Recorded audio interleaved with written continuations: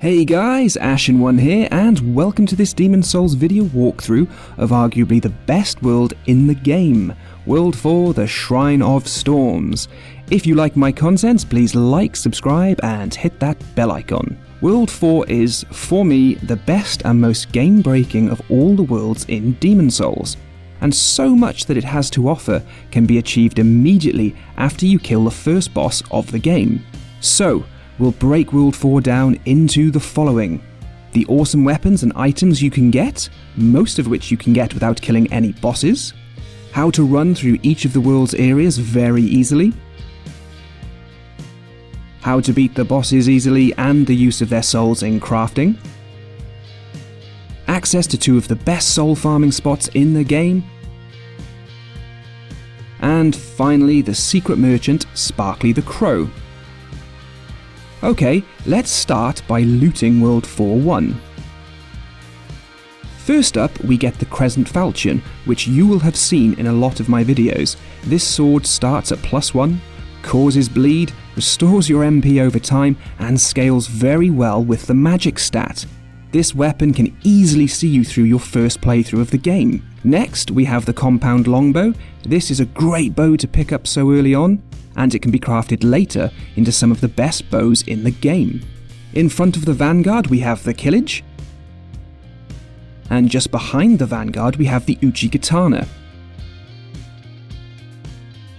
Just up from the Uchi Katana we have the Adjudicator's Shield.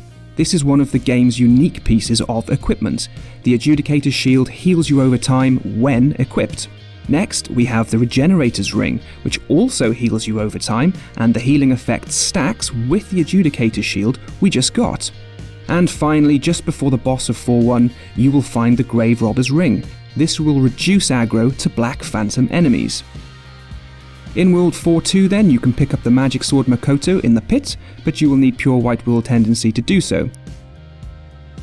In the same pit, you can gain access to Saint Urbane, the best miracle vendor in the game. Patches will give you a gash resistance ring once you head up back from his trap.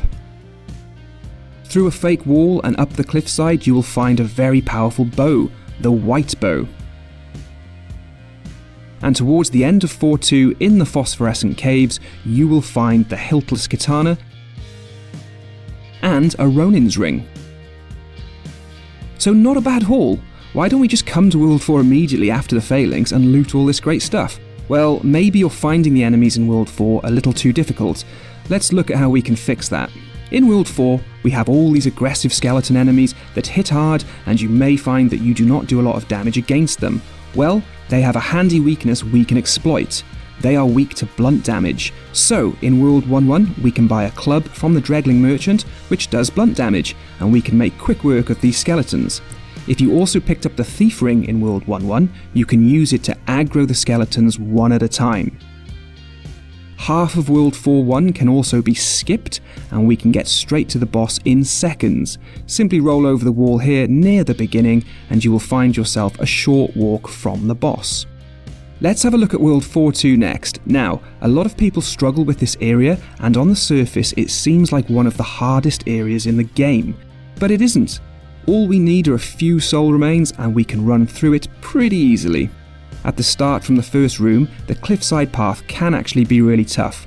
But if you can make quick work of the first skeleton that rolls towards you while standing near this flag, the second skeleton will roll straight off the cliff. Just watch the archer and make sure you do not wear a thief ring for this, because you want to be able to aggro that second skeleton from a distance. Now equip the thief ring, and as you run down you will face two tough golden skeletons, but this is where your soul remains come into play. Simply throw soul remains on the ground and the skeletons will attack them. Now you can just run behind them and move on. The next two areas are all about the Reapers and their ghosts. In the first area, the Thief Ring can help you get closer to the ghosts as they're attacking you with their magic beam. Once you pass the two ghosts, come into the nook here and attack the Reaper. He will fall and take all the ghosts in the area with him as well. And now for the final gauntlet of 4-2. Once you get here, simply take the ghost's magic on your shield, and then throw a soul remains just here. You will see the Reaper's scythe attack, and when you do, just run. Run past both the Reaper and the ghost. As you come down through the tunnel, you should be fine and the Reaper won't snipe you. From here, we just have to run through the cave and we are at the second boss.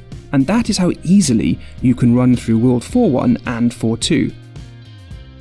But there are some pesky bosses in our way, so let's look at how we can defeat them very easily. First up is the Adjudicator in World 4.1. Now, if you have ranged attacks, you simply equip the Thief Ring. Lock onto him and just slowly walk back and forth from the fog gate, just getting a few ranged attacks off on him. Don't be greedy, be patient, and just wait for the lock-on cursor to go back to a static point, and rinse and repeat. If you are a melee build, don't worry. This guy is all bark and just a little bit of bite. Simply drop down and lock onto the sword piece in his gut, get 1 to 3 hits in, and then when you hear the bird squeak, just move or roll to your left. His sweeping sword attack will go straight over your head. Simply head back over to the sword piece and hit it again a few times. When he then falls down, just lock onto the bird on his head and melt away.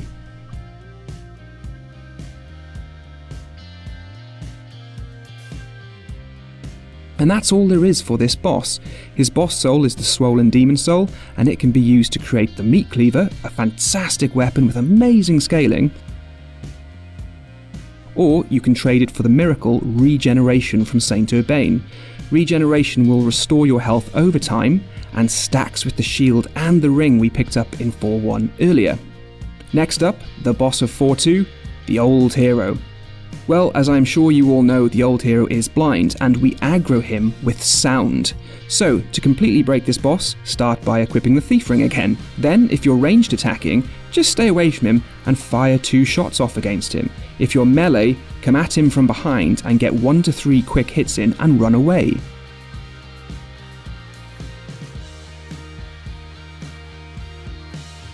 The one thing you want to avoid doing is hitting him in any way when he roars like this. You will almost always aggro him if you do hit him when he roars, and if you're fighting him early on, that can mean getting one-shotted.